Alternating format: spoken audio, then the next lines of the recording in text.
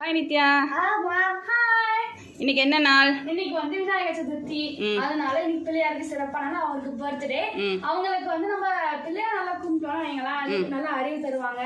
அருகம்புல்லால சாமி நம்ம வந்து டெய்லி சாமி கும்பிடணும். நீ சொல்லு நித்யா. ஹாப்பி விநாயகர் சதுர்த்தி. விநாயகர் சதுர்த்தி. இன்னைக்கு வந்து கொழுக்கட்டை தான் ஸ்பெஷல். இன்னைக்கு என்ன நித்யா?